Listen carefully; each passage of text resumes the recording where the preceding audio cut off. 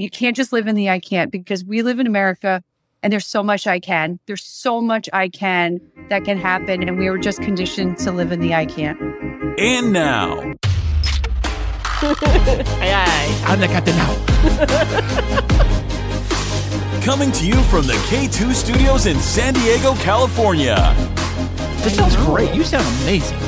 I always sound amazing. It's the world famous Everybody's hitting off like BFFs. Kris and Kristine Show.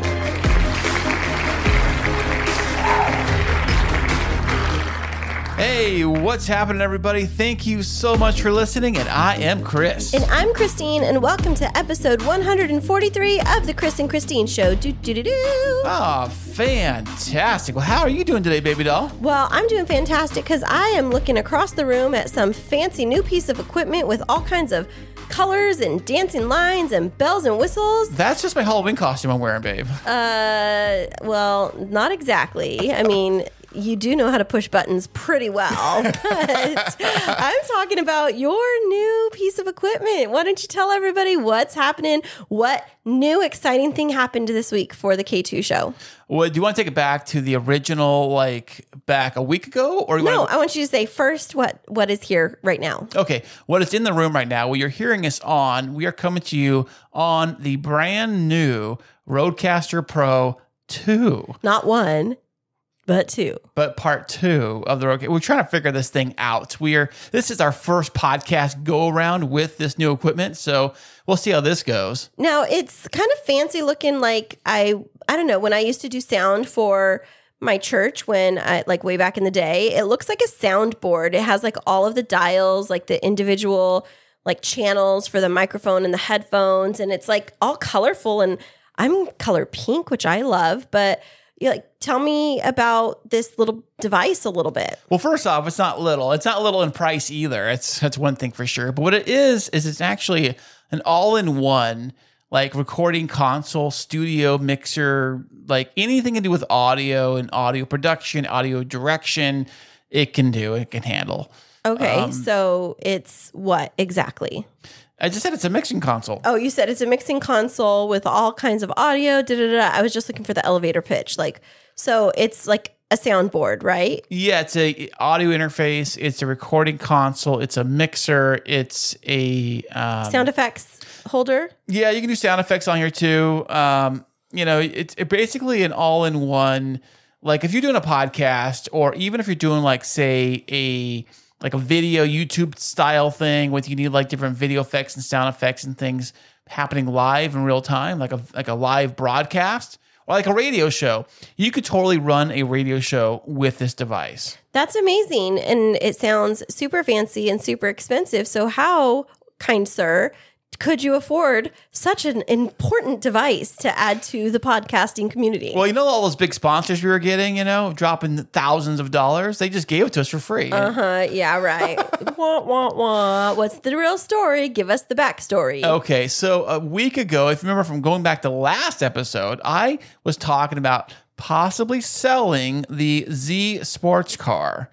And I put it up for sale. The Z or your baby Z? My Z. So Z baby. Yes, Z baby. It is the Z. So it is very fancy, and it's the Z. So I decided to put it up for sale. And I was like, you know what? I hate to do this, but I could use the cash. We could pay off all the major credit card debt I got into fixing the Z in the first place. Major credit card debt. It wasn't that major in comparison to most American households. It was a bit. It was more than I feel comfortable with. I tell you that much. But you didn't just do this to get out of credit card debt. You came to me and you said that you wanted to sell the Z before you were talking about credit card debt. For what reason?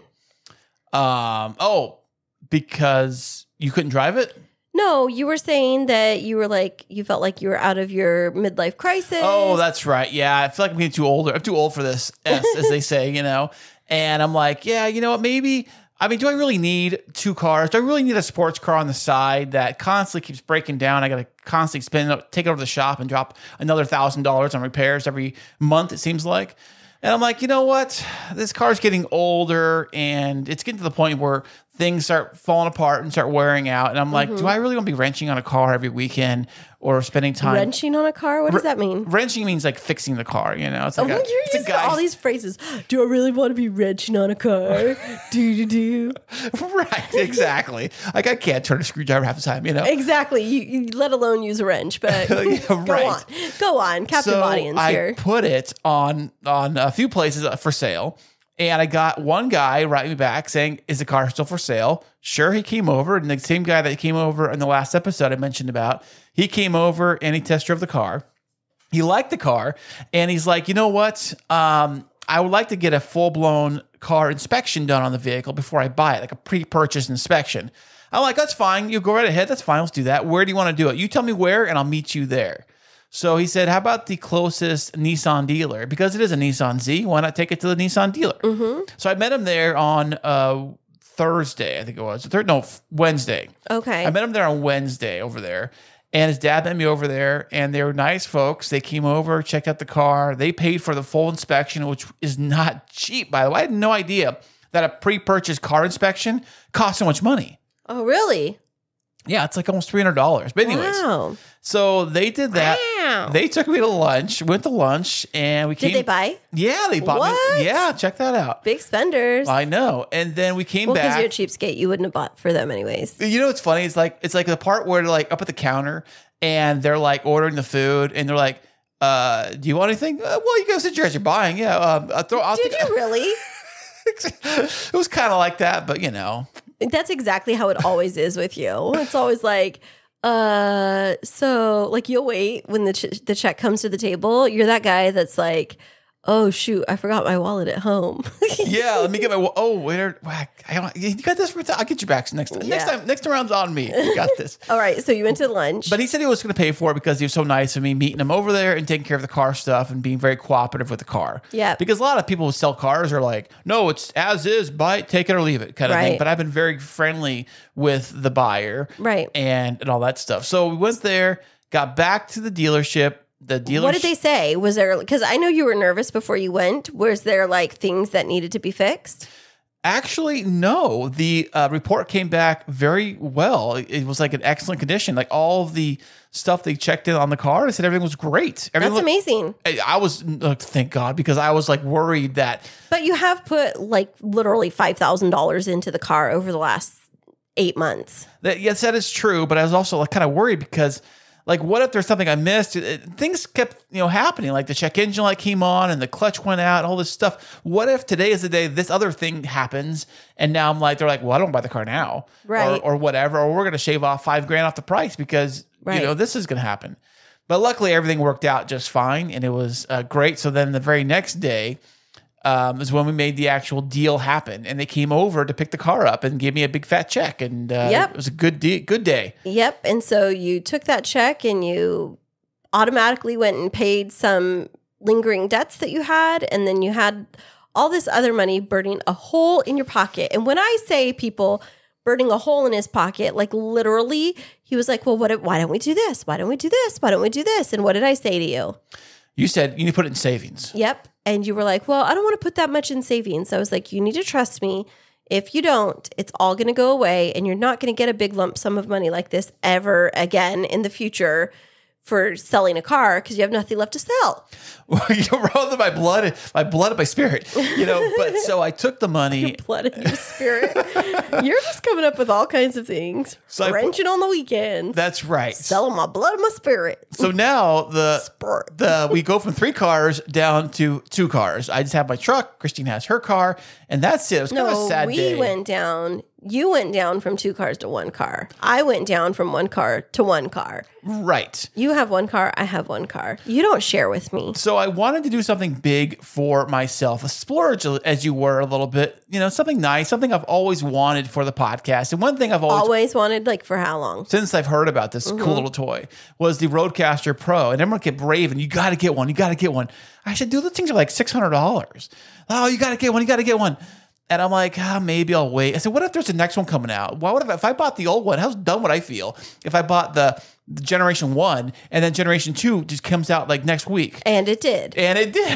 So then I'm like, but you're so funny because over the last several months, you've been like, oh, the Rodecaster Pro is going down in price. Maybe I should buy one of the old ones. I'm like, goober, why would you do that? Just save up your money for a few more months and buy like the fancy newest model instead of like investing in one that's already been used, might have issues. Not a used one. I'm saying like they're marking down the Generation 1 down in price. Like it's shaving like a couple $100 off of it. Okay. This one is still full price when I bought this one, and it got delivered right away, which is surprising how quick. Yeah, at like 4:00 in the morning. I see you first thing in the morning on the cameras. You put the dog downstairs, and then I see you like a kid on Christmas morning, like scampering out to the porch and grabbing your box. And then by the time I came downstairs, you had it all unpackaged on the dining room table of all places because we had company over the weekend. And then you proceeded to spend the rest of the weekend sitting at the dining room table with your headphones on and a portable handheld mic, testing it out. And the most inopportune time. Yesterday, I was so tired and I just wanted to take a nap on the couch. Every time I would fall asleep, there would be a video playing, a loud video, or you'd be going, testing, 1, 2, 3, 1, 2, 3, testing, 1, 2, 3. And then you would be doing like the voice change things because you could do the voice change things on the Rodecaster Pro 2. Is that how we call it? Yeah. Rodecaster Pro 2? Or you just call it the Rodecaster for short. Or I could call it the RC2. Sure, why not? Okay. Yeah. Well, it was like, it's a new obsession for you. Okay. Our stages of obsession in this relationship were, first, when we got together, you were obsessed over the car because you had literally just bought it like 3 weeks before we got together. That's true, yeah. And then it was like the car, always the car, washing the car, bathing the car, cleaning the car, shining the car, dusting the car. And then we started, after a while, we started the podcast. And there was podcast. And then it's like every little device that you add on. And then it was your MacBook. And you were like always on your MacBook. And then now it's the Rodecaster Pro 2. And you're like obsessed. Like you don't hear anything else. I'm just trying to figure it out because I just got it. You're obsessed. Okay, maybe a little. I'm trying and the videos I've been watching are videos on how to use the toy, like I'm trying to figure this thing out on the fly here. And today is our first run of the Rodecaster Pro, running this thing on the computer and making it happen. So, but hey, do you want to tell everybody what happened this weekend with me and your family coming over before they came over here on? Was it Saturday? Your sister was coming down. I don't remember. Okay, I'll fill you in. So what happened was Kristine was doing a wedding on Saturday, so she was gone. She wasn't here at the house. So she told me, make sure you get the guest room ready for your sister. No. That's not how the conversation went. Well, if you don't remember what happened, I'm telling you what happened. I remember now. So what happened was I did not get to make the bed for my family, and I was very nervous because I know that you always get bent out of shape because I didn't get to leave the sheets out into the right place. And so I was talking with you while I was driving up to my second wedding of the day on Saturday. And I was like, hey, can you help me out with getting the bed ready for my sister and her husband? I have no problem doing that. I did tell her that she might have to help you put things together, but just in case, like if you have time, do you mind just making sure that there's sheets that are ready to go?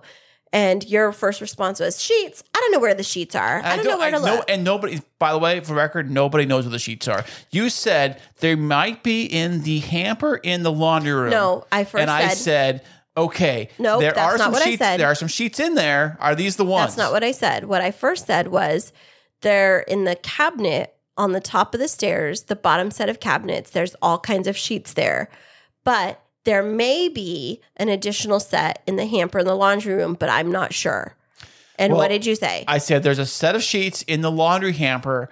I don't know. I've never seen these before. They're kind of space age looking. Look kind of weird. They're blue. And I've never seen these before. I don't know where they came from. Maybe, I don't know. So I'm going to wash these. And I was like, space age? What is he talking about? And I said, space age? What do you mean? And you were like, I don't know. They're blue and they're space age. I was like, well, I have sheets with little rocket ships on it for the kids for their beds. And you were like, no, these look like space age. And so I was like, okay. And I guess you can wash those. And so you went through the whole cycle. You washed them. And then what did you do? Well, I washed them and I decided to put them on the bed in the guest room here in the studio. So then you sent me a picture. And I'm making the bed. And as I'm making the bed with these space age looking weird sheets, I realized that one of them, there's 2 sets of them, and I'm like, okay, great. But why is one of them not fitted? And I'm like, well, maybe this is how the sheets are. Maybe they're like not fitted sheets for some weird reason. Like, I don't know why you'd have sheets that go on the mattress that wouldn't be fitted, but maybe it's the way they are. I don't know. So I'm tucking them in under everything, making the bed nice and pretty. I took the second pair of sheets, put them on top, took the blanket or the comforter, laid it on top, get the pillows all set up just right. And it looked gorgeous. I folded the top half of the sheet, the blanket thing over on the top, so the pillows look great. I tucked everything under the mattress. It looked like a Hallmark Channel bedspread ready to go. I would not go that far. It did look nice, and you did a very nice job. But in the meantime, you're sending me all of these different photos when I'm working a crazy wedding with a crazy venue director that I never, ever, ever in my life want to work with again.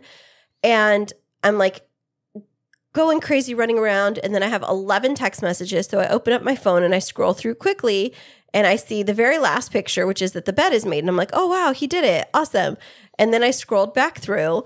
And the very next picture is you saying no fitted sheet in this sheet package. And what I ended up seeing is this navy blue patterned fabric over the top of the bed. And I only then realized what the blue space age sheets were. They just happened to be a pin tuck classy satin tablecloth that I used for an engagement party the weekend before for my clients. It was a double set of navy blue satin pin tuck tablecloths that you had decided to use as the sheets. Oh, well, I don't know. They look like bed sheets to me. They weren't bed sheets. They were in the laundry hamper. So why would they be in the laundry hamper if they're not bed sheets? Because they were used and they needed to be washed. That's like a really faulty rationale. So first thing I was like, OMG, those are tablecloths. And then you blow up my phone, WTF, the bed's already made, blah, blah, blah, blah. So I was like, oh my gosh, I was already having a horrible day. And I just called and I said, first of all, thank you so much for making my family a priority. I really, and like very sincerely, really appreciated it. What can we do to fix this situation? And you started going crazy like, well, I don't know where the sheets are and da-da-da-da-da-da. Can't we just leave them on there? Can't they just sleep on the tablecloths? I was like, no. It's like satin, like you're going to slip off of them. It looked like silk sheets. It would look like. No, they were like not even like modern silk sheets. They looked like 1980s, like we should have like shag carpet on the wall kind of.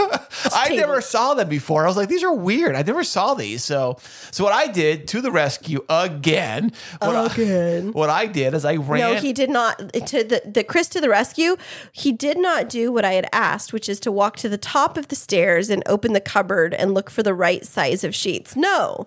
That is not what he did. Instead, because I knew I'd have to wash them. I didn't have time to wash a whole They new were set. all clean up there. How would I know that? I mean, you got space age sheets and the laundry hamper looks like a quilt or something. Anyway, so I ran over to Walmart. See what I deal with over here. I had to pick up a brand new set of bed sheets for the bed in here, and I took care of it. Kris to the rescue. You're welcome. You're all welcome.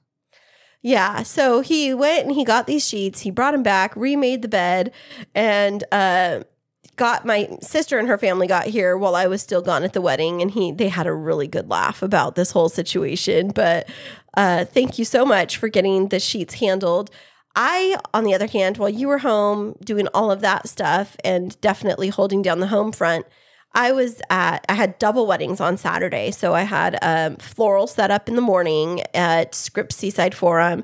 And then in the afternoon and evening and nighttime, I was coordinating and doing flowers for a wedding up at a winery in Temecula. Wow, look at you, busy girl. I know. And, it was like I should have known by the way that the morning started with the first wedding that it was going to be a terrible, horrible, no good, very bad day. Like, really, I should have known that. Let me just say this, though. I didn't get to see my bride and groom at the first venue because I was setting up before they got there. But my second venue, like, they were so happy with everything. I've even been getting text messages from them the last couple of days, like, you're the real MVP. You rescued our day. But bottom line is that there was an individual that worked for the venue who was really horrific to work with. And I would go to the point of saying like was sabotaging the success of me and my team and miscommunicating. And it just made it for a really horrible experience. I mean, like all the way down to she wouldn't even provide a sufficient number of vendor meals for all of the vendors. That's horrible. I know. Who does that? I know. And I asked her, I was like, hey, I did supply the head count. You didn't request it. So I sent it. And now we're short 4 meals for our vendors. And she was like, well, give me 5 minutes and I'll see if there's a sufficient amount of food. And did she come back with anything? She never came back with anything. And I could tell by her tone. So I ended up just like hopping in my car and driving down to Carl's Jr. and getting food for all of the vendors. And it just was like, it was so miserable. And so coming home, knowing that my family was taken care of and having that good laugh for myself about how you made the bed was really the best end to my day. Oh, you're welcome. Thank you. Comic relief over here. I am the comic relief. You are. In more ways than just one. Yeah.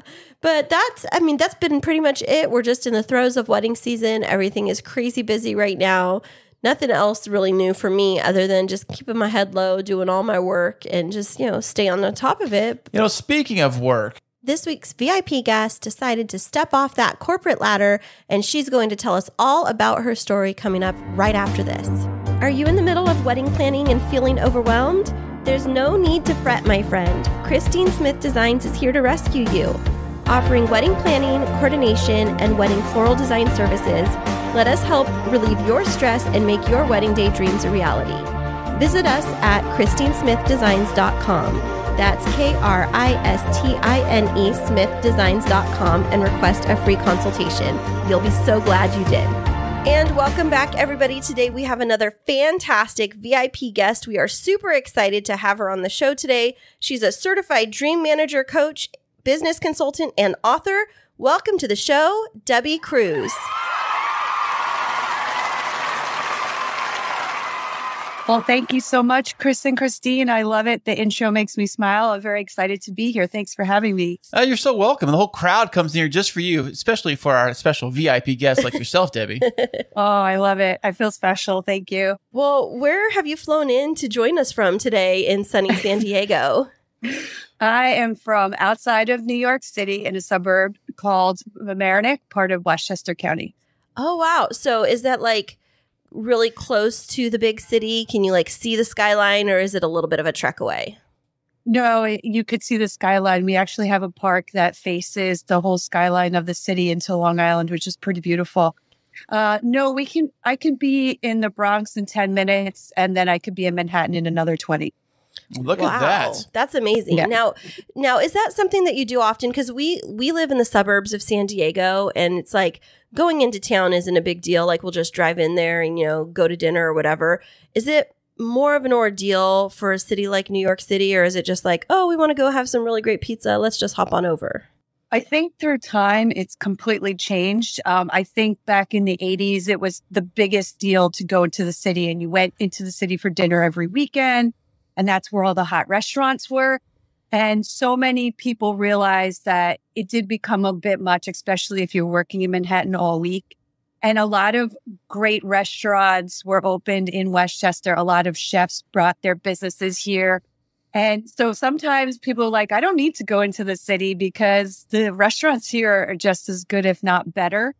And then since COVID, the city has definitely changed. The train schedules have changed, so they're not on a regular schedule. They've been on a holiday weekend schedule. I don't think that's changed just yet. So it does become a lot more difficult. A lot of people don't want to take the train. So most people drive. And then there's the issue of huge just traffic jams and where to park. So I don't see a big influx of going into the city. I actually had a meeting set for tomorrow morning in the city. And he's like, you don't want to come here. I'll come to you. We'll set another date. I'll come. He doesn't live all that far, but he works in the city, and he's like, no. I get how it's a pain to come into the city now. So the last time I was in the city, and I used to work in Manhattan every day, was last September. I haven't been there since. Oh, wow. Now, did you grow up around that New York City, Manhattan area, or are you a transplant to the area? No, I grew up here. I live in the same town where I grew up, so I basically know everybody, which is fabulous. Yeah, That's great. Yeah, it is. It's really cool. I enjoy it. I'm very happy.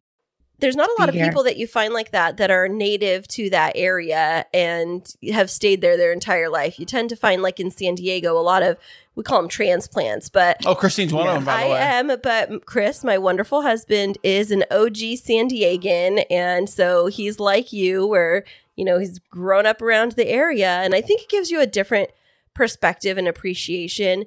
But also, like with Kris, he sometimes forgets how different life is in other places, that you don't have all the, wonderful amenities that are so readily available when you're so close to a big, popular city.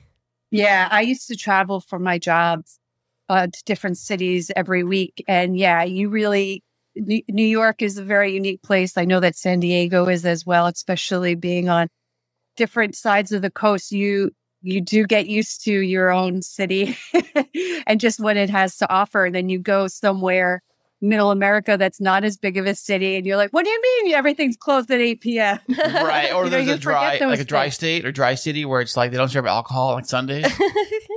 Yeah. You learn those things the hard way when you're in Pennsylvania at 5 p.m. And you're like, what do you mean we can't get a bottle of wine? Yes. Right. Exactly. Yeah. Well, we're excited again to have you on the show, Debby. And we know that you have a really unique story of, navigating corporate America and now pursuing your passion. So what is your professional background before leading you to being out on your own? Excuse me. I went to college with a business background, and I started my career as an account executive in a printing company. I worked my way up, not in the printing company, but through a whole bunch of different industries. And I ended up as a C-level executive. And I realized I was told that was always the dream. And I'm like, yeah, sure. But inside of me, I'm like, I don't really think this is the dream, but I must be wrong, because everybody around me thinks this is the dream, the big title, the big office, the big salary. And you get there and it felt like a prison. It just was horrible. And I didn't enjoy it. I was making myself sick every day. And I just decided to listen to the voice inside of me that said, get out of here and just start writing and don't worry about it. And I was like, well, I've been listening to all the other voices that have led me here, and I'm disgusted with who I am right now, and I'm so unhappy. And I'm going to do it. I'm going to listen to that other voice that feels right. And, I was shut down so many times. So I left and I wrote 3 books in 9 months. Whoa. Yeah. Yeah. And, writing has taken on so many different directions for me, into writing a blog. And then now I'm writing programs that work on people getting centered into their hearts and really following their dream and their true self, and writing some meditation programs for that. And I really just feel like I've been on this journey for a reason. And for myself, learning to listen to what's on my heart and not be afraid and fight through all those fears and anxieties. I learned that what I did really well at my job and all of the jobs I had was identifying the people around me, what they were really good at. So I felt like if I could read my heart, I'm definitely able to read other people's heart and put them in the right places and give them the right tools to be extremely successful. So now on this journey, I realized that, I want to take individuals and be able to write a roadmap of dreams that works specifically for them. Hey, Debby, so when you're working in corporate America, can you mention anything that really kind of pissed you off that made you say, this is not for me. I don't want to do this anymore. I think not matching my value of who I was as a person to my performance at my job. So making decisions that were our fault as a business and our fault as a corporation, and myself as an individual having to go and discipline people or let them go because they were given the right tools or the right resources to do their job. And now looking back, having that clairvoyance of, it did help a lot of people I did promote over 500 people in less than 4 years. And I'm very proud of that. I feel bad for like the small handful that didn't follow, didn't get into that realm of being able to be fixed. That's what breaks my heart. But, knowing that I was able to turn over 500 people around in less than 4 years and get them into their next level position makes me feel good. I left because I was an ugly person. I didn't recognize myself in the mirror. I didn't like being a person of faith and then coming into an office and cursing and making decisions that I was sort of forced into that didn't feel good because I didn't feel it was the right thing for the company. And being in a manipulated situations to make decisions for political reasons, I was like, this isn't who I am. This isn't what I'm about. And that was part of the biggest decisions of making me feel like a prisoner. And I was like, I'm going to die if I stay here. I will be dead in 6 months if I stay in this job. Wow. And it was a choice of life. I feel like I made a rebirth of myself by just saying, you know what, I'm going to listen to my heart and I'm going to listen to what my value is and who I really am truly here to be. It's not having a fancy title. It's not being treated this way and treating people in a horrible way back. So I feel like even though it seemed like ridiculous to people around me, it saved my life. And that was more valuable than anything. I wanted to build off of that for just a minute because you talked about not recognizing yourself in the mirror. And I work in, I wouldn't say a corporate job, but I work in a very complex and highly political organization. And I've been having conversations with colleagues in and around my organization and outside of my organization. And one of the things that they come back to, because it really kind of follows a trend in the United States where not a lot of people have a really well-established savings or like an emergency fund, is so many people are afraid to step out and do something different because they don't feel like they have a safety net if they were to leave a reliable, stable salary and benefits. Right. So from your perspective, your situation might have been different, but how did you navigate that decision to go from safety and security into following your dreams in the unknown?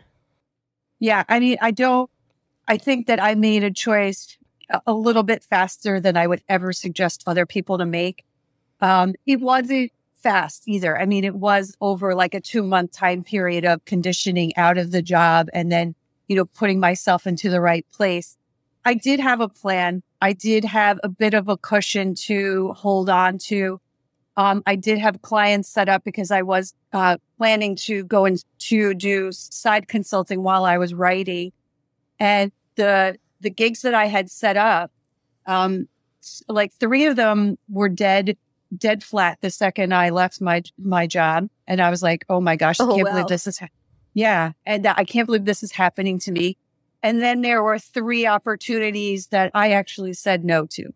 Oh, wow. And I think it's significant to see that it was 3 and 3 because 3 is such a significant number in the Bible. And, Jesus died at 33. And the message is I told you to write. I didn't tell you to go consulting. I didn't tell you to do this. I told you to write. I was like, okay. So listening to your voice, I do make sure when I work with clients that they don't go into that radical, like, that's it, I'm going to walk in tomorrow and say I quit and I hate this place. It's like, no. That's a dream though. That's everyone's like that's like every that I love a good quitting story. I do. Yeah. And I actually will tell you a fun quitting. It's not fun for the person, but it's fun for me from the outside. We had an employee years and years ago when Facebook like sort of became pretty hot. And this guy thought he was untouchable. We were ready to find a reason to let go of this guy because he was making mistakes. He had just such arrogance and just wasn't really performing on the job. And he went on Facebook and made a public proclamation like, I hate my job and I'm leaving today. And he just thought he was so cool. And his manager was like, can I do this? Can I literally go in with this and be like, you quit. So goodbye. Like, just like that, huh? Statement. Yeah. And he's like, what? No, I didn't quit. We're like, no, you made a public statement, for the world. So that's basically a press release. So they'll take your badge. So if you actually say on social media that I'm quitting today, even though you really don't mean it, just because you're like mad at the job, is that technically is the same as quitting? I haven't really put on my HR hat in like the past 3 years, so I don't know what rules have changed. But technically, it is a statement that you made publicly. So yeah, it depends on the company's philosophy and what their rules are. But for the most part, yeah, you made a public statement that you're leaving your job, and that's basically a resignation. Wow, yeah, look at that. That's very accurate, and I could see how that social media post could be used in that way. So let's focus back on your journey. So you stepped away, and you said you had like 2 months where you were putting things into play to be able to branch out on your own. These consulting gigs fell through, and now you're faced with writing. How did you, first of all, find motivation? Because when you have a corporate job, you have to get up, you have to go into work, you have expectations of a timeline. I would just be worried for myself that the minute that I quit my job, that I'd be like, oh, well, now I can officially sleep in every day. How did you navigate staying motivated? Well, thankfully, I had many years of a job where I was on the road every day. And when I wasn't on the road, I was working at home, because to go into an office that was like 40, 50 minutes away from me didn't really make sense. And all my meetings were basically virtual anyway. So that learning that discipline I was already in that. So I had that discipline of wake up every day at the same time, make sure you have a really strong routine. I still do it. Like, I will not leave the back of my house, my bedroom and my bathroom, until I'm showered, I'm dressed, I'm fully make-upped, teeth brushed. And then it's like, okay, well, I'm not going back into that room until my day is done. It is a discipline. It is hard to stay in that. And COVID wasn't very helpful, but you have to condition yourself into it. So, a lot of people, when they leave their job, that's the first thing they do. It's like, okay, I'm going to have a little staycation now. And oh, yeah, I'm going to sleep in, and I'm going to order in, and I'm going to have pizza for lunch, and or McDonald's as a maybe snack. too. Yeah. And that, you have to give yourself a time period of like, you got 1 week of this. Because if you get a little bit further in, then it starts to become a habit. So you don't want to do anything more than 7 days, because then you're starting to create a habit. And once it gets into 21 days, it is a habit. Hey, Debbie, one thing I did when I lost my job, I remember a while ago, right around the time of the recession of 2009, 8-ish, is that one thing I did, because I was so stressed out, one thing I did is I like cleaned my condo like up and down the entire thing. Like I had to like, I think it was for me to keep my mind occupied in my body, because I was so used to having this, like you said, getting up early every day, going to work, and then all that just over. It's done. It's like shuts off.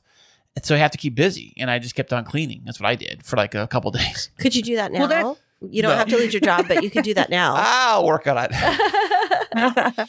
Well, there's also a level of, cleansing. You left a place and you're trying to declutter yourself from that. So that's a good sign that you're ready to move on, because you're ready to rid of the dust and things that don't serve you anymore. And you want a new, fresh start. So yeah, it's not that easy to be like, I'm out of this condo and I'm just going to live somewhere else.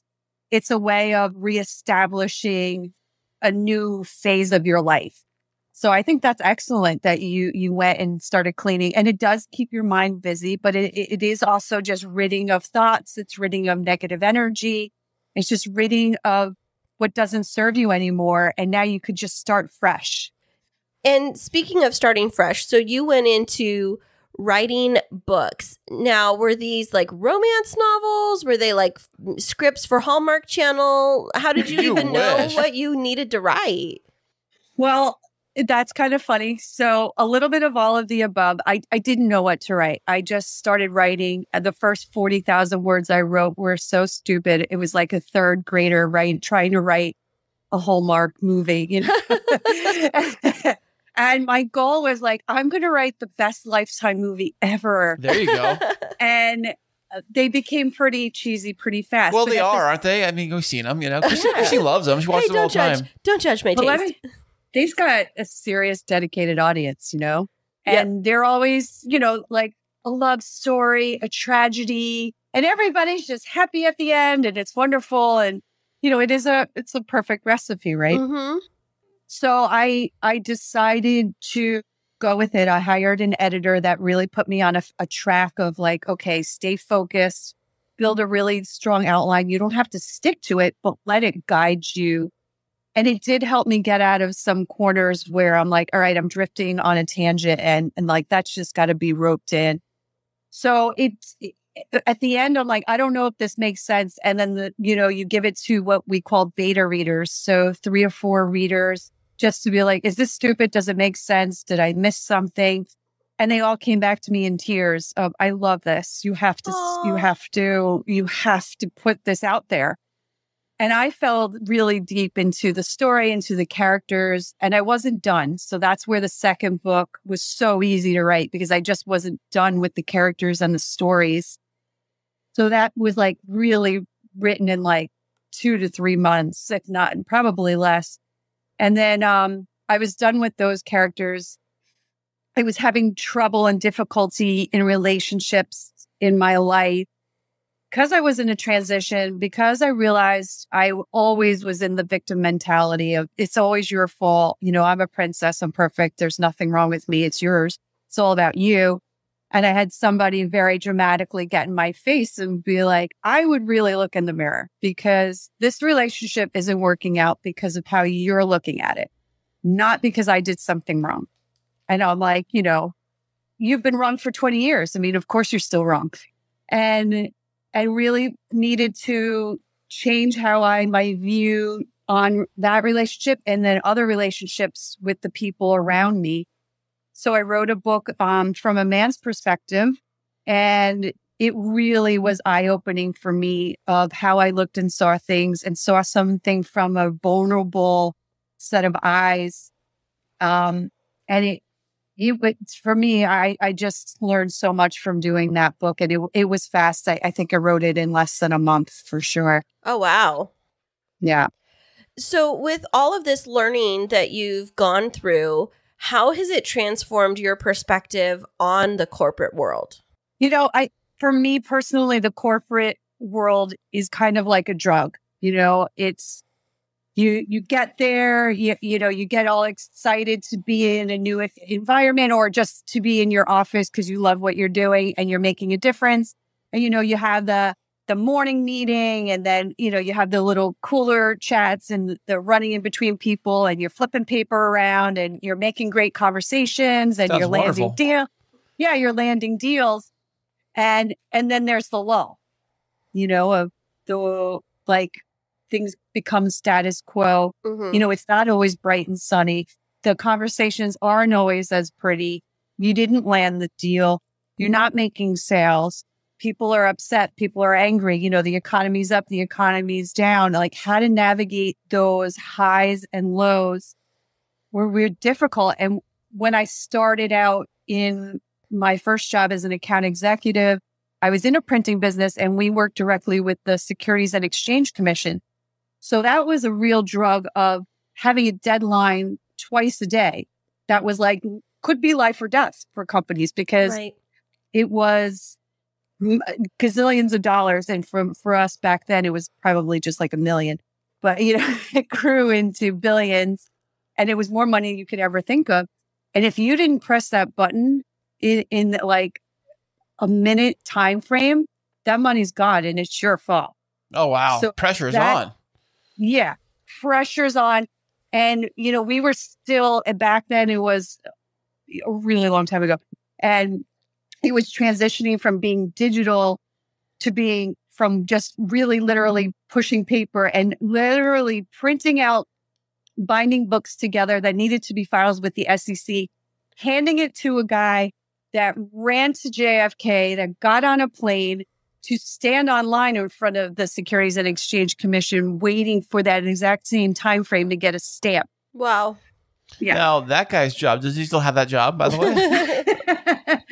I'm sure those guys have retired by now. But it just, molded into a different job. They still work there when that piece of the business was over, because then it changed of what their requirements were. So, they probably did more local running around and printing and having it to get into certain hands at a certain time frame. But the corporate America, to me, it's sometimes when people are like, hey, there's this position open, COO of a startup company, we would really be interested in you. And you're like, oh God, that glamour, that excitement, that fun. And then drug is catching you. That drug. It's the drug. And then I had worked out of a shared workspace for a little while, and you go and sit in the office. You're like, oh my God, I miss this. This is so great. I love it. There's unlimited Diet Coke. Like, there could be nothing better in the world right now. Right. And then you realize, all the personalities and like those bad habits you could fall back into. And I'm like, I can't do this. Nope. Mm-hmm. No CO so Debby, job. What advice do you give to those who are in that corporate world and they are just kind of hit to that lull, like you said? Like, what advice do you give them to keep on, Yeah, great question. Somebody asked me that yesterday as well. Of, they were in a burnout, a sales burnout, and that pressure was just paralyzing them. And I'm like, well, you're trying to stay in a job. You're trying to find a way to stay in a job that doesn't serve you anymore. If it's making you sick and you can't handle it and it's self-destructing you, that's a lot of flags there of maybe I've outlived this job. Maybe this job was never right for me. Or maybe right now it just no longer serves me. So that's a big question you have to come to terms with yourself. And the first thing everybody's going to say, not everybody, but the majority of people go to, well, I can't leave because money, paycheck. I have to feed my kids. I have a mortgage. My son's going to college. Every reason that there's money. But once you say, okay, let's take money off the table, you have 100 reasons why you wouldn't be out the door in a minute. So when you take that one thing that's blocking you, and it's a huge fear of money, and money is really just an exchange of energy, right? So you now let money control you. You've now said that money is controlling me, and it's my fear, and it's my block, and it is giving me anxiety. It's giving me problems at my job. It's giving me problems in my relationships at home. It's making me eat too much, drink too much. I don't feel good about myself. It's this one piece of energy that you're letting control you. So say, okay, I'm going to rush that money. I'm going to put it aside. I'm going to look at everything else. Do I still want to stay here? Is this still the right job for me? Will this improve me? All this. And once you make those choices and decisions and make them the reasons, you can come back to the money and work out a strong plan. And that's what I do with people, is to make sure you work out a strong plan that you can leave, that you can pursue your dream, that you can be at that place where it's safe and comfortable for you to make that transition. And some people are a little bit more daring than others, but the majority of us are terrified of looking at zeros in our bank account. And I have to say, there's so many advantages in either direction. And, I've approached and gone through all of it. So no matter what level you are, if you're like, I'm dead broke, this is ridiculous, there's no way in the world I could leave, there is a way to leave. There is a way to make money. There is a way to save money. There is a way to get there. And, it's not for the rich. And trust me, I was not rich when I left my job. I had a nice job, but I was nowhere in a place to say I could walk away from all these zeros at the end of my paycheck. There is a way to do it. And I know so many plans. I've walked through so many plans. I walk people through plans. I have very good people that are wonderful resources that I can give to you to get there. And you need to focus on all the things that are so important and take that off the table to focus on them and then bring it back to get to work through that. That's fantastic, Debbie. So, Thank you. I mean, because myself personally, I feel like, I've been in my job for, my career for 20 years or going on or whatever it is. And it feels, I mean, now with the whole industry that I'm in is kind of shifting a little bit. And we've got bought out by a different company. And some of the new rules the company has in place, I'm not a fan of, and I think a lot of people are not a fan of. So the employee morale has really gone down the toilet for the most part, in my personal opinion. And how would a company kind of revive that to get their employees to be excited to want to come into work, other than trying to say, "Oh, here's another raise. Here, we'll just throw another raise at you or another something at you," without throwing money at the problem? How would a company help their employees want to be there? Yeah, and that's so important, is making an investment in your employees. And that was what I did when I worked in healthcare. Everybody was like, okay, well, this site isn't performing. Let's buy them lunch. Let's get them a raise. And I'm like, they don't need a parade. Right, yeah. No, but you're not going to get more productivity out of somebody by giving them per parade. Guess what? They get paid at the end of every week. And that's what they signed up for. They didn't sign up for a parade. They didn't sign up for a ham sandwich. They signed up to do a job and get paid. Now, we want them to feel loved. We want them to know that they are valuable, but we have to change the rules. So what I did at that company was I changed the culture.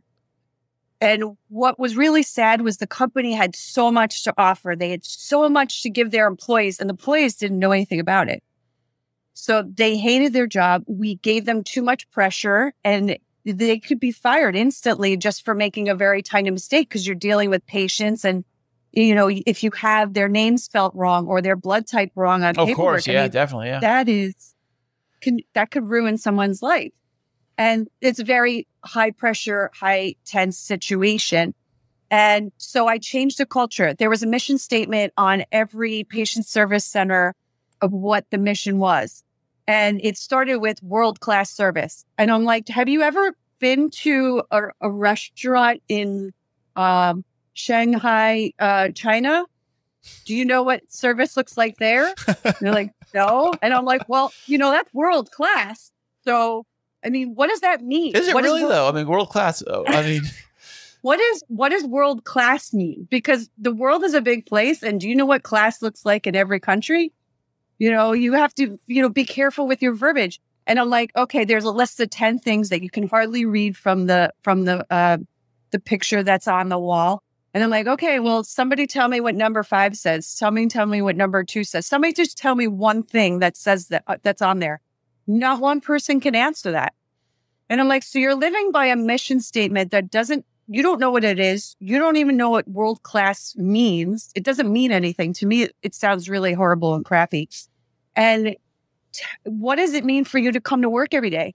And I sat with employees. I had 500 employees. I traveled through my entire Northeast region, and I went to all of them and I said, tell me what it means to come to work every day and what drives you to come to work every day.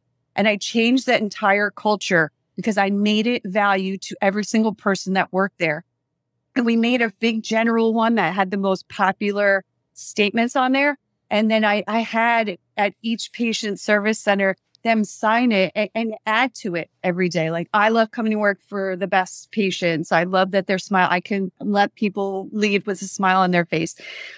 And then I took it further of like, do you know what we have to offer you? Do you know that we can give you educational assistance? Do you know that you can get a lawyer through one of these programs and just ask questions?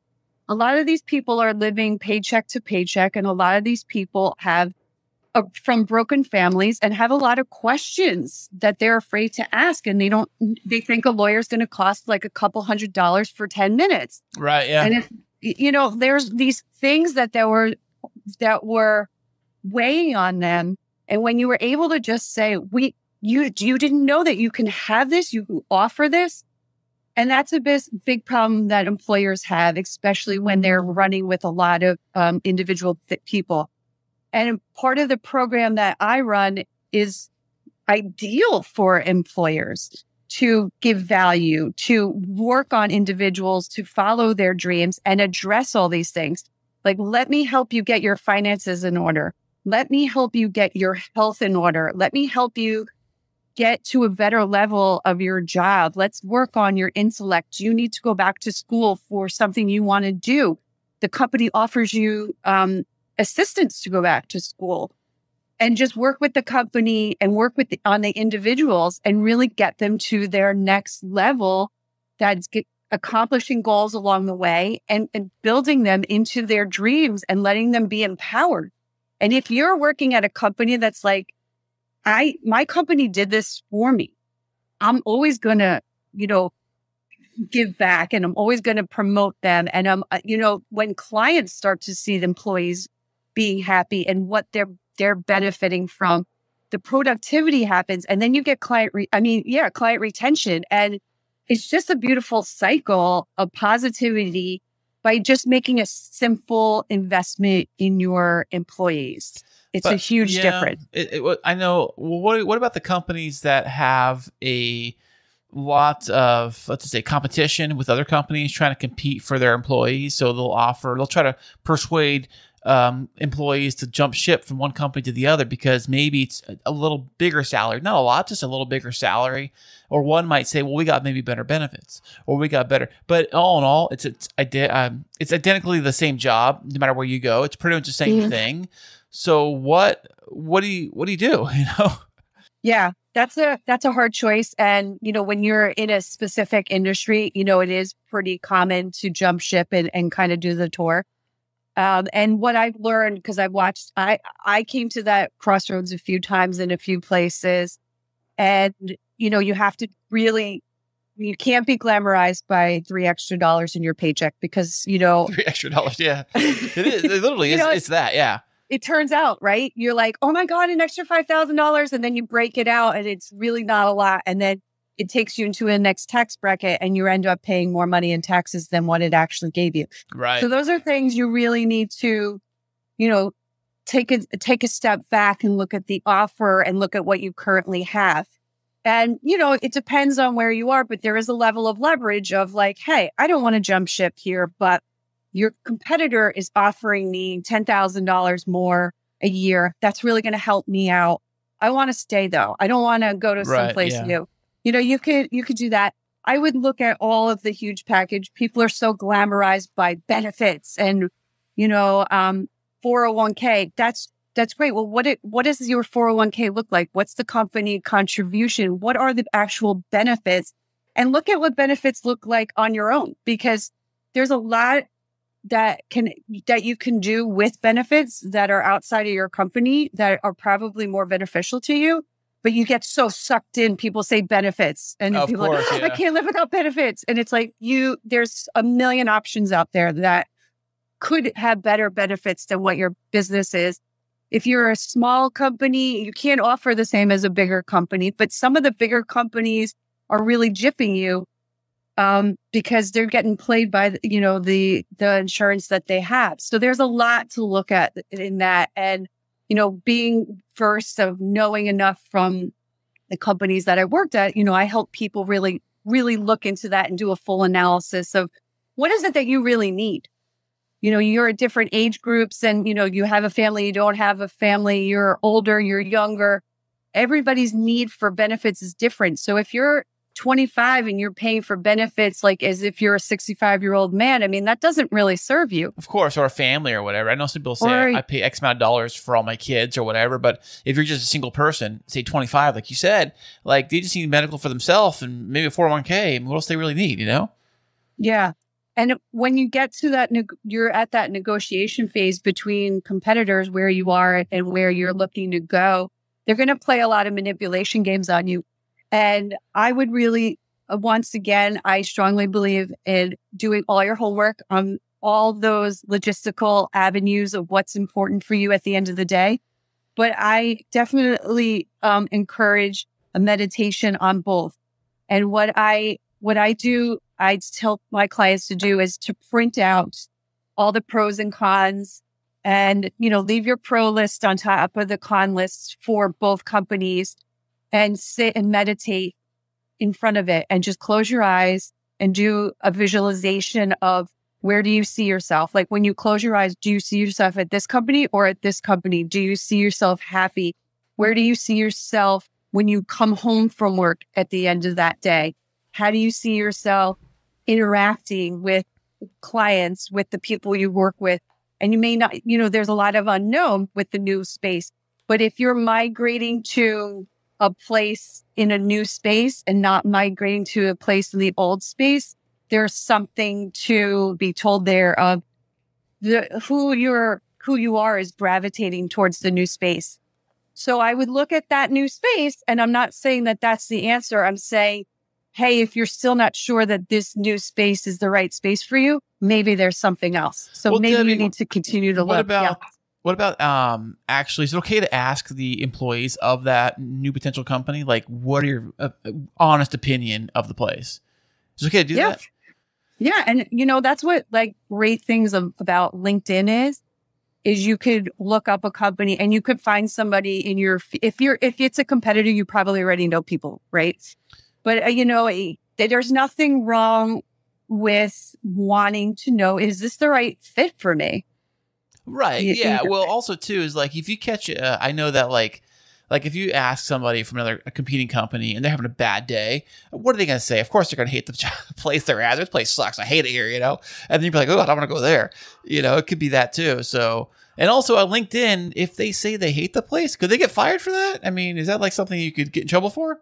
I wouldn't approach it as a public, hey guys, I'm going to leave my job. I mean, I would. Hopefully, if you're going to a competitor, again, there would be people at the new place that and of course, you're going to ask for a level of confidentiality of, hey, can I just talk to you for a few minutes?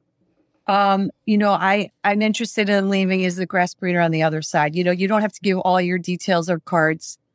Let them say I love, or you can even approach it a different way, hey, I haven't talked to you in a while, and I see you're working at XX and I work at YY still. How is it over there? Tell me, do you love it? You don't have to put all your cards on the table of right. Just a common curiosity, kind of hey, chit chat, hey, how you doing, kind of thing. Yeah, and you also want to be careful too. If you are leaving, you don't want people there to know because maybe they're competing for the same job you are, and you don't know what that looks like. Right. So there is a level of be careful how you approach it, but there is ways to approach it.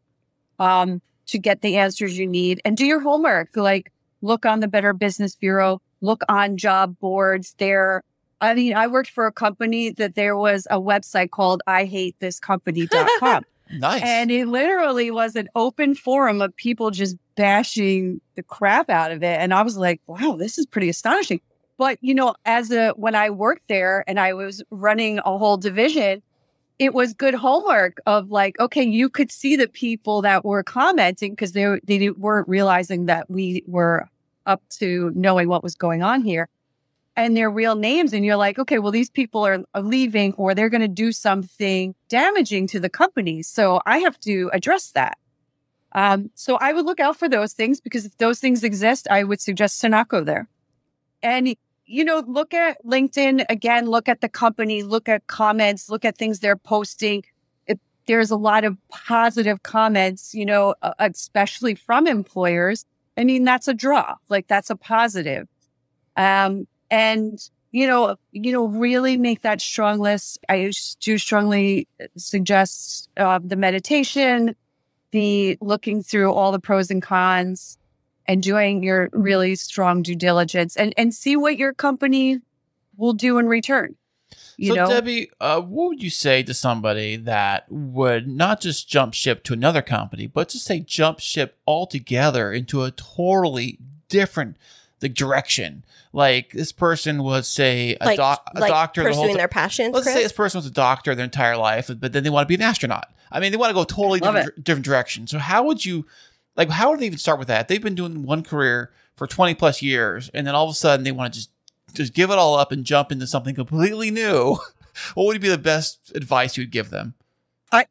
I'd give them a hug and be like, "You're amazing." I love it. And I honestly think, the culture of your job needs to change. I think you could be really good at something. And then there comes a place where it's like you become complacent, or you can still keep learning, but there comes a time where it's like, maybe it's time for someone new to do this job. Maybe it's time for me to do something else, because you were built to do more than just one productivity avenue. And so I love the guy that's like, I'm a doctor, I've done it, I've accomplished and crushed all my goals here. I'm going to be an astronaut. Like, you're amazing. That is amazing. So let's condition you to, decompose from being a doctor and get yourself on a strong path to being the astronaut and being the best that you can. Because if you have that drive to do it, it's in you, and that's your dream, and get there and have more than one dream. Keep building and growing yourself. And I think that that's fascinating and fabulous. And I just love people that are so open to their dreams and not afraid to pursue it. And Debby, what about that person who has had their dreams completely crushed? I mean, I know that's something that you've talked about, is coming out of that. But for that individual that feels stuck, that feels like they really don't have it in them to pursue anything else, and they just feel like a shell of themselves, how would you start working with them? Well, so that's sort of like, to me, I instantly just see that terrified, adorable puppy in a shelter, like shaking and like dirty and just terrified and scared. And it's a conditioning factor, right? So you have to condition somebody to be nurtured and loved, and decompose them from that fear and that anxiety and learn what the traps are. Again, the probably number one factor is going to be, I'm afraid of money. I'm afraid of not having money. I'm afraid of not paying my bills. I'm afraid of, my family not making the rent this month. Those are usually the hugest fears. So it's a conditioning factor. And yes, trust me, there is going to be a huge team of dream crushers. No, you can't. You can't stop being a doctor and be an astronaut. That's stupid. No. And so know that there's dream crushers. Be prepared for that. Put yourself in the right mindset of, I can. Because if you just go home and are like, yeah, I'm like this great doctor and all, but I'm going to be an astronaut, everyone's going to be like, no, you're not. Go back and stick needles in people. That's right. Get back to the office. Get back in there and stop it. But if you come home and you're like, you have a plan and you feel good about it and you can exude it and you're excited about it, you rally up your team, you come home, you're like, family, having a meeting on the couch right now. I am so excited. I want to tell you what's going on. I've been a doctor for 20 years and I've done really good work and I'm really proud of myself. And I'm going to hang up my hat right now. And I am going to become an astronaut. Me and Richard Branson and Elon Musk, we're going to the moon and we're going to do it together and it's going to be fabulous. And I have a plan and everyone's going to look at you in shock. But if you have a plan and you have excitement, you're going to have the people that are like, this is awesome. I love it. Great. Right. And then you're going to have the people who be like, no. Right. That is dumb. Who in the world makes you think that you could become an astronaut tomorrow? No, you can't go to the moon. You can't. So you have to understand that the people, you're ready, you're game day ready, right? You're all on board, and everybody else is instantly just going to picture what it means to them for you to become that astronaut. What does that mean to me? Now you're changing my world and I'm not ready for that. I don't know that I can feel or see you do that. It's going to take them a little bit of time. So there's never the right time to come home and have that conversation, but it will be wrong if you're not prepared for that conversation. If you don't have a strong path, if you don't feel confident about it, and you're asking for confirmation from somebody that's definitely not going to have confirmation for you, you have to condition the situation, and you have to convince yourself first that this is right and feel good about it before you go home and create your team. And not everybody's going to be on board on day one, but that's okay. You find the people that are going to be with you on day one, and those are the people that you lean on. And eventually everybody will. Once they see you accomplishing the small goals to get to that big dream, they're watching you in excitement. And there will be bad days. There definitely will be bad days and roadblocks and mistakes. But that's okay. As long as you're like, it's just a temporary setback. It's redirecting me to something better and it's going to be fabulous. And you keep going. When people see how hard you're working and you're giving it your all, they're slowly going to get on board. And then they're slowly going to think, well, I have a dream too. Well, I want to pursue this. Well, I want to do this. Contagious. It's contagious. It's beautifully contagious. And if, you give back the support that those people gave you, watch how beautiful everybody's dreams grow together. That's awesome. It's amazing. And you just get so excited that you're like, I'm going to be an astronaut too. Let's all go. It's funny that you bring this up because in our personal life, so I graduated with my doctorate in 2021 and Kris asked me. Dr. Kristine over here. Thank you. Kris asked me what it was that I wanted to do with my degree. And, occupationally in my full-time day job, I could have gone one more step to a higher position, less pay or the same pay for a lot more hours, highly political. And I felt like I didn't want to do that. And so I have this passion that I've had for many years for the wedding industry. And so I told Kris that I think I wanted to kind of dabble back in wedding planning and floral design. And it's taken off like wildfire. So I do both right now. I do my main job and I do this.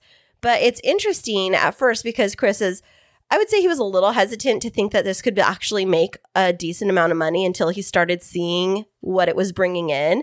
And now he's like, well, I want to chase my dreams too. But it's like, it's hard for me because I am doing it with a plan and like still alongside my full-time job. And he's trying to figure out an exit strategy from his full-time job to pursue his passions. And so I think that I find myself on one side being super supportive of, yes, chase your dreams, but then the very grounded realist of, and we have very real bills to pay. So if you're going to chase your dreams, make sure that they have a paycheck.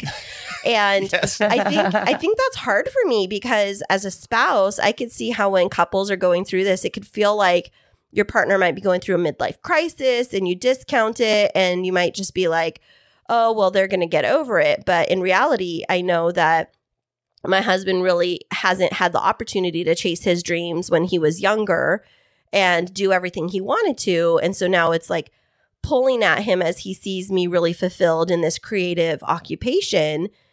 And I don't know how to navigate that, supporting his dream and also staying very grounded in the fact that he can't quit his job because we need to make sure to put food on the table, kind of what you were saying earlier. So what would you say to those spouses who might have their partner going through this, I think, dream crisis or career crisis that want to change lanes, but the other spouse is bounded by the fear of what could be lost if they do that?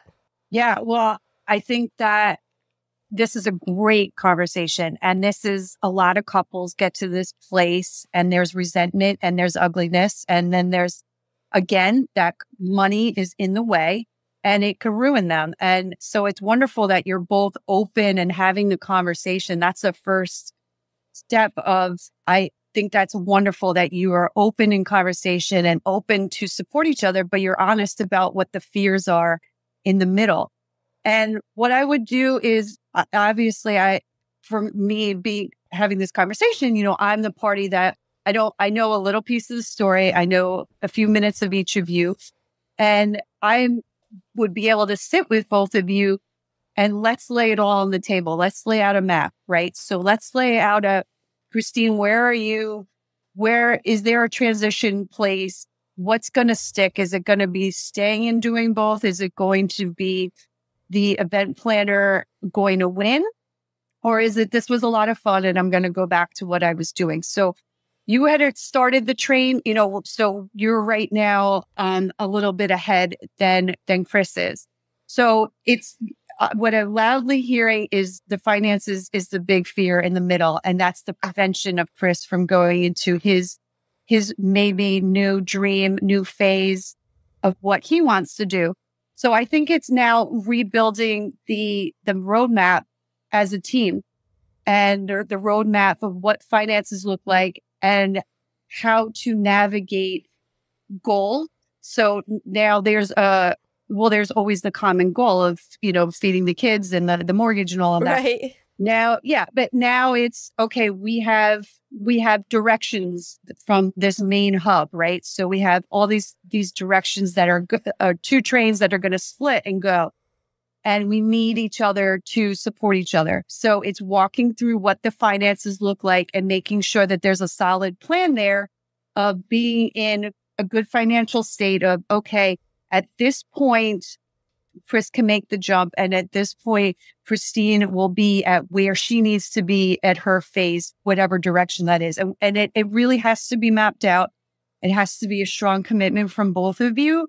Because there's going to be a lot of hardships of like, yeah, we're going to, and I'm just being obnoxious in this, like, we're going to eat ramen and live without electricity for a month, and it's going to be great. No. That's not great to me. I don't know. No. It's not, it doesn't have to be that harsh at all. It's going to be, sticking with that of, maybe you guys love to eat out twice a week. And it's like, okay, well, maybe we go out once a week to a lesser kind of a restaurant. And, when you're in that day, in that moment, and you had a bad day at work, you're like, oh, but I love the lasagna at Antonio's. It's the greatest and I need it tonight. And it's like, no, we made a commitment to go to Olive Garden. And, so I don't know. I'm just joking right. to get a point across. But, those moments, it's like, no, we got to stick to the plan. And yeah, you're going to have a few times where you're not. And, there'll be minor setbacks, but you have to be okay with that. And you both have to be on a solid plan and team and, ask for help from an objective source that, will build a solid plan for you to keep you accountable, to make sure that it's realistic and that you're both on board. And it can happen. It really can happen. I really strongly believe in it working. And finances, again, get in everybody's way, but there's so many things you could do to get out of debt, to build equity, to learn what your assets are, and to be able to use them to get to that next hub in your dreams. There's so much to do that you can't just live in the I can't, because we live in America and there's so much I can. There's so much I can that can happen. And we were just conditioned to live in the I can't. And it's time to change that. And that's just what I want to do, is to pollinate everybody, to let them know that you can, and your dreams are on your heart for a reason, for sure. Well, Debby, this has been fantastic and such an enlightening and heartwarming conversation for both of us, meeting us where we're at. Where can our listeners find out more about you, your coaching services, and purchase your books? Oh, thank you so much. And yes, this has been wonderful. I thank you for your time and great conversation. You can find me on my website and social media. It's all the same handle, Debby Krusz. So DebbyKrusz. And that's .com for my website. And it's at Debby Krusz. Again, DebbyKrusz. I would love to offer to all of your listeners a free 15-minute consultation on getting to your dreams and any of these roadblocks that are in your way, and help navigate you through that, as well as a free download of my last novel that's out called Soul Meets Body. Nice. Where can we find those at? Are they on your website? I will send you all the links that you can post perfect. with the show. I'll put them in the show notes. Yeah, and definitely. And I know that Kris is definitely going to use that link to get his 15-minute consultation, because Awesome. He's been here. He's been giving me like head nods and thumbs up and like pointing at me like, yes, this is good stuff. And so we know that, especially amidst the pandemic recovery and the Great Resignation, that there are millions of people around the world that are trying to make sense of work-life balance, and also how to give themselves the opportunity to live the life they've always dreamt of and not feel so constrained by maybe how they've pigeonholed themselves prior to this. And so we think that you have some really valuable resources, Debby. We really thank you for your time and for being on our show. Any last words of wisdom and enlightenment for our guests? Yeah. Yes. The dreams are on your heart for a reason. Don't deny them. Don't push them away. Don't tell them no. Flourish them. Let them bloom and be the best version of yourself, because you're here to be loved and to shine. And I can't wait to help you get there. Thank you guys so much. This was so wonderful. Thanks, Debby. Yes. Thank you. Have a great day. If you love music and podcasting, now you can have both. Introducing the brand new K2 radio station, available 24/7 on the Live 365 app for free. Specializing in rock and alternative music, we're talking bands like Coldplay, Nirvana, Muse, Imagine Dragons, and yes, even the Rolling Stones. They have all stopped by to drop off songs, and we even have brand new popular tracks added every single day. Also on the free K2 radio station, we are including podcasting. Get the best of both worlds. Download the free Live 365 app or listen online at live365.com and type in K2 Radio. You know, Debby was great swinging by the studio today. Absolutely. I loved hearing about her perspective around, what it takes to step outside of the predictable corporate environment and, chase your dreams. Yeah, I'm always chasing my dreams, baby. My dream is to be wealthy and work from home and be married to you. And I know, exactly. Your dream is to be a bunch of sports leech. cars, but I'm going backwards in that department. What you just want to be you latch on to me. You're like, I just want to not work and I want to be a house husband.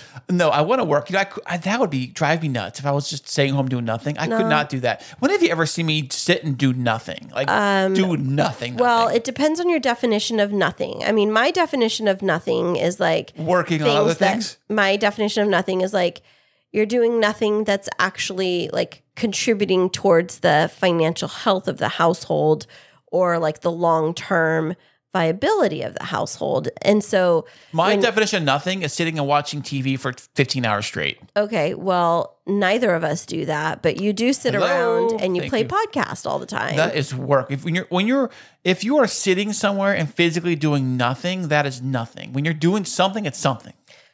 Oh, philosophy. Wow. Words of wisdom from Kris. That was Socrates, I believe, said that. Suck your teeth? What?